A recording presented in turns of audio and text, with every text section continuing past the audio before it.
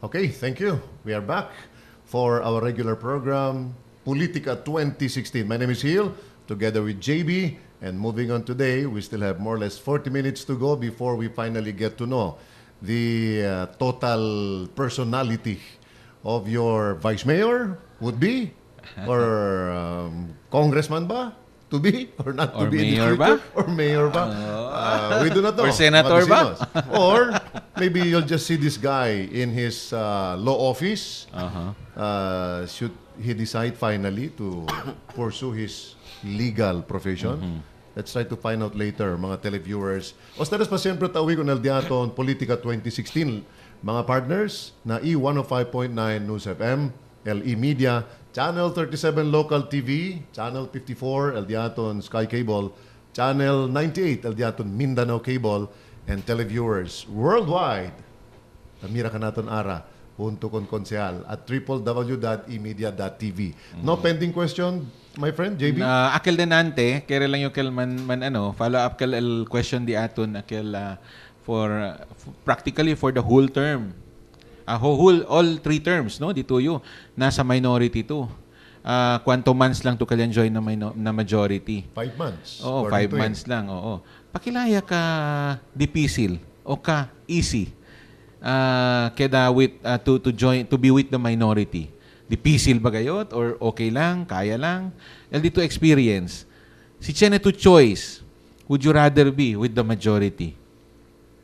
Un poco habla kita difícil if you are in the minority because you really have to push hard. Especialmente na dito yung mga agenda, dito yung mga advokasya na City Council, no?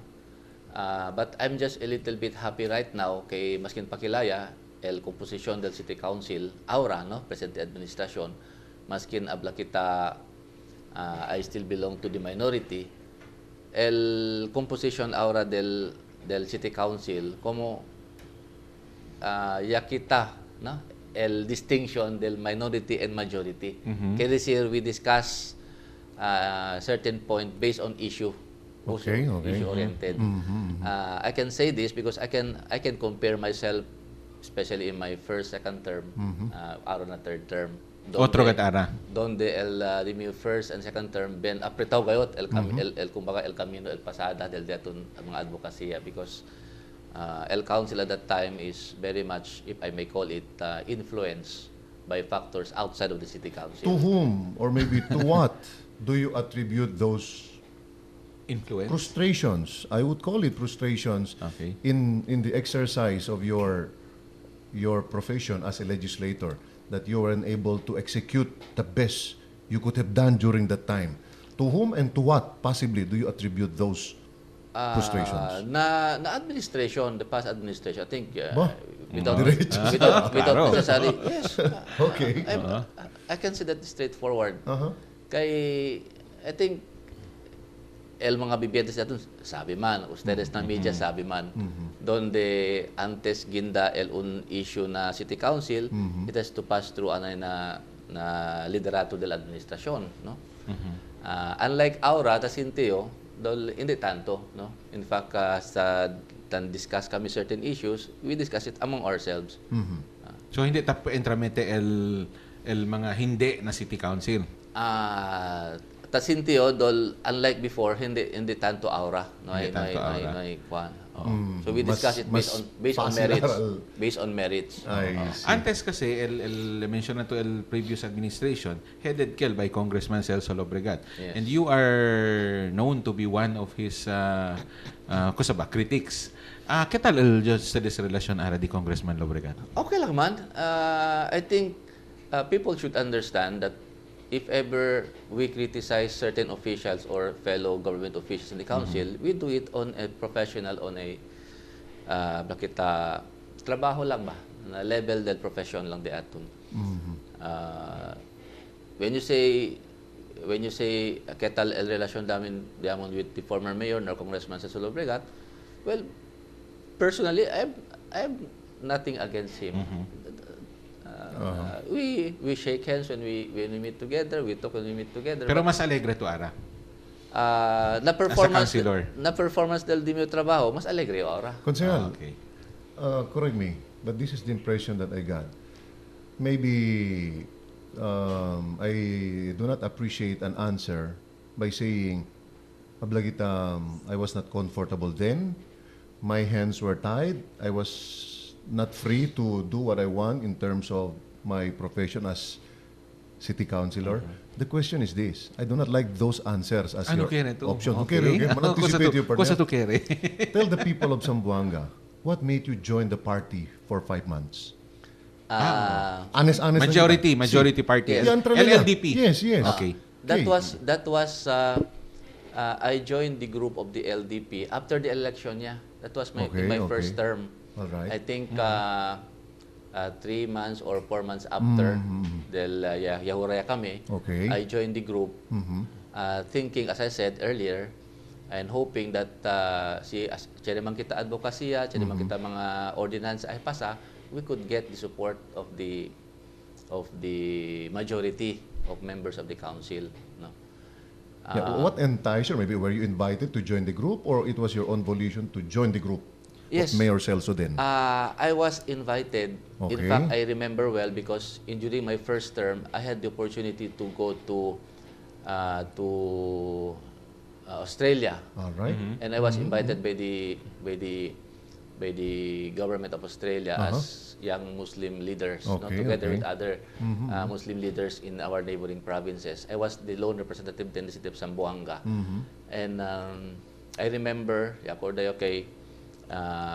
week before I saliw para Australia, el datun alcalde that time, may habla, Mel, you take first your oath before to isali. Okay. As a precondition before you... Hindi man, as a precondition siguro. Pero LDMO lang, yan rin ba nila kumigo na that was, I think that was the perfect time kichanili mga free time di suyo para mag-take oath. So I took my oath na City Hall. Okay. So, With departure, Akel, what do you call this? Thinking kay okay, Kel. Okay, Akel, no? So, when I came back, Akel, I proposed an ordinance about the increase in the assistance, bureau assistance to mga bibiyentes. Yes, okay. Akel, one big factor kay yasali uli na grupo. Kay I think na yapen sayo na instead of giving support to this ordinance, after all, LCT pwede man, kaya man, and then el mga bibiyentes necesita ko no ay pwede dali support el administration at that time. Despite na talya to hunto kanila. Despite talya kanila hunto. All right. Kumigo acceptable kay partner kay punto ito ubanya kita chenyo ko sa kere no kere to ara chenyo man kita pondo porque man hindi conforma. Para kumigo okay kel pero baka chenyo pa otro rason. Iolbida lang to. Porque no kere mas to kel tiempo man hunto kanila other than that piece of legislation que cosa to tapidi no ay kuntigo dali. Baka tinito ko sa tapor doon, ay kayo? No, kailangan kayo. Unless tinito ko, manutik kumigo. May olbida yun. All right. Anyway, mga bisinos, at least na pwede mo sa otro sabi porque liyaman joined for 5 months and then later ya sale. As and then general scenario, man take out anay to before to larga for Australia. And he disagreed that it was a precondition. Hindi I was given the official time at that time. Because all expenses paid care by the Australian government. I was given only a official time by the City Council. Yeah, Konsehal, talito na dito yung third term ara. Whether we like it or not, it's either you'll seek a much higher position in the name of public service or you'll stick to your profession.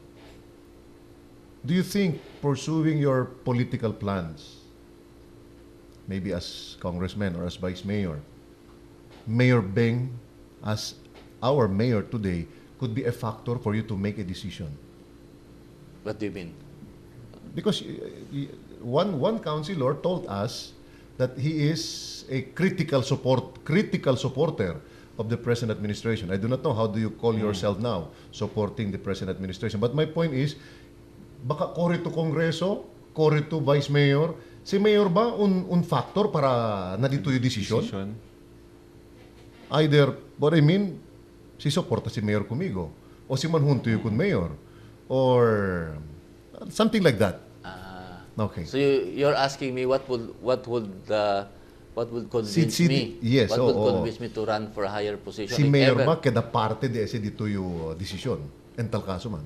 Kaya tali man to nila ara. You are supporting the present administration. And I'm very sure whatever decision that you intend to do, tapensa to say kung kento ara. Sabi to Il, I have to be, as I said, honest and Okay, straightforward okay, in my okay. answer, no? Yes. When you run for a certain position, especialmente aquel el position 1 por 1, no? Okay. Solo position. The bottom line there is that since you already started, you filed your COC already, your bottom line and your target is to win. All right. Ano talaga ito objeto, no?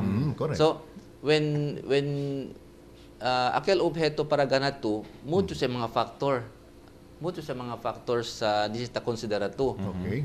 Hindi lang kay Procasa, kay huntuto na presente administrasyon, na mayor, talagang ko support al mayor, you have to prepare also yourself. In other words, if you will ask me that question, el endorso ba or el datong presente alcalde factor ba kel para dito yung decision? You hit the nail on its head.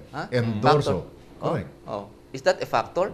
Well, that is one of the many factors. Okay. No? One of the Okay. many factors, because aside from you will be getting an endorsement, that's a political plus on your decision to run.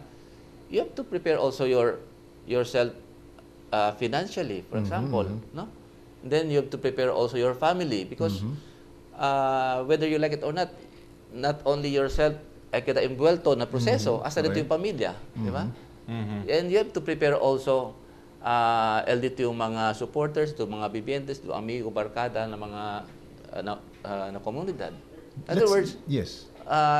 si pregunta to factors, mucho factors. And Mucho, I would correct. admit that one of the factors, if ever ay sucedese, amo el endorso ba or that you are together with a person to reckon in the political Satisfied you, partner. exercise. I'm satisfied with that kind of answer.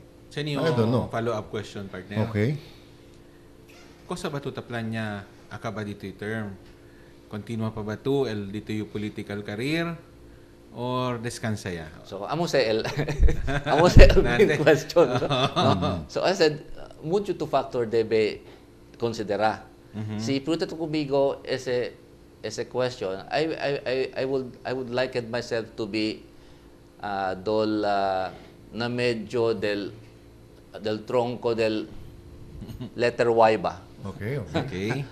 I would picture it as a letter Y. Aha. Kaya ito na medyo. Takiyo na. O letter Sabi V. to. Letter V siguro, victory. Okay. Victory. Takiyo na punta. Sabi to, dito anda. Whether to go to this direction or to that direction. Kaya as a lawyer, I have options. Okay. My options are open. I could rather go, I could go to a one particular direction, sige na politika, Okay. or I could also go in one particular direction, like I will exercise my profession as a lawyer and eventually siguro join the judiciary later on. These are options. These are options. Now, siguro na to, ko sa option 2 ay sige. Okay. No? Ay Cosa sige. tu mas quiere, nandito yung corazon. Continua sirvi con el mga vivientes de Zamboanga in a much higher position or quiere tu continua dito yung pagka-abugaw? Actualmente, ya pregunta sa kumigo. Esa question. Si continue na politika or estayo na di mi profesyon. You can ever pursue both You can never pursue both because at the same time. especialmente aura one-on-one, no? Vice Mayor, Congressman, Mayor, o otro position pa alto, no? Okay. You can, no pwede tuman junto, unlike if you're a city councilor, pwede tuman siya junto LTO politika, pwede exercise your profession at the same time. All right. Aura, hindi mas. No pwede. So, I ask myself, am I willing, in tal kaso ay gindayo na politika, am I willing to abandon? For the meantime siguro, the new practice of law. Okay. Meantime. In the meantime. Cosa dito answer? Hasta araw pa yung answer. Okay. Because, sabi to, el practice of law is a continuing search for knowledge. Apenas tú ya descansa for 1 año, 2 años na dito practice, you will be left behind because of the legislation of mga new laws, no, new procedures. So it must be a continuing act on the part of a practicing lawyer. So por eso gani, in fact, I also asked my wife if ready ba kita abandon na LDME profession as a lawyer. Until now, answer. But I'm open. As I said, I'm always open. In tal kaso man, just in case I decidiyo entra na politika, no? Those option lang yung Chene. It's either for Vice or for Congress. Vice or Congress.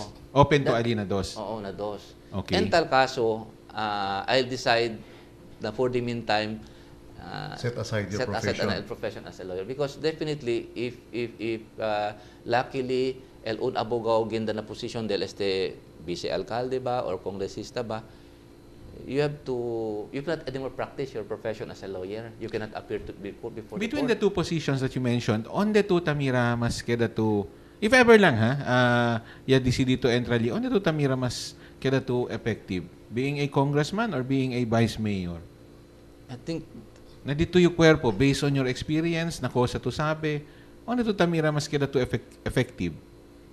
being a congressman or a Vice mayor. Between the two. Kay sabi to, ental kaso gani, no? Si, ental Because kaso, we are talking here Si. of hypothetical. May paman to DCD. Hypothetical abla kita situation, no? There's nothing definite. Between the two, vice mayor and abla kita kongresista, mas I think komportable yo, since this is just a continuation of my job as a city council, being a legislator, mas komportable yun na Congress. Congress. Because Okay. LDSU, el trabaho de ese is more on legislation and it's more on harmonizing existing laws and your plan to enact future laws. Okay. Hypothetically, pursuing that kind of idea, even if it takes Celso as your opponent in that particular most coveted position for that year, 2016 election, you will still pursue to run for Congress? As I said, option Hypothetically. scale. No, option scale. Let us say one of the options hypothetically is to run for Congress.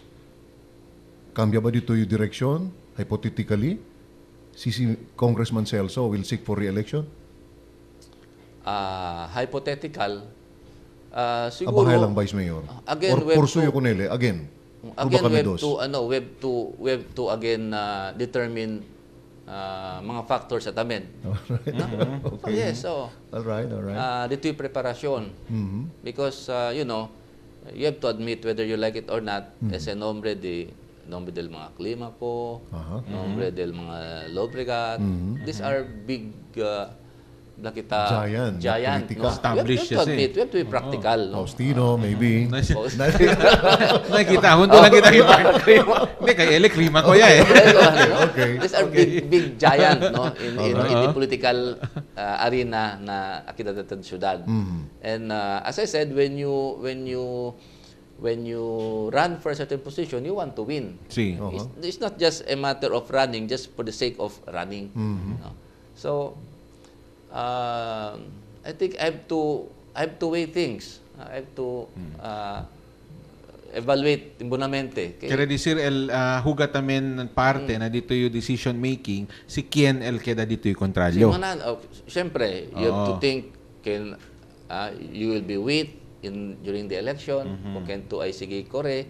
El partido. El partido, yes. You have to think can el dito yung kontraryo, potential kontraryo. You have to think el dito yung financial capability. Mucho. Naara, konsehal. Having said those things as your considerations before we pause for a commercial break, mga bisinos, having said all those things as major considerations for you to finally decide to run for Congress, hypothetically, let's think of a positive hypothetical situation. All these considerations are present. At the end of the line, it's between you and the incumbent. All You answer that when we will be back, partner JP. Okay? Mga bisinos, bira kami. Bonito pregunta, as far as I'm concerned. I don't know si Bonito Bakalman answer. El diaton bisita si Attorney Mel Sadain. Aki lang na diaton Politika 2016.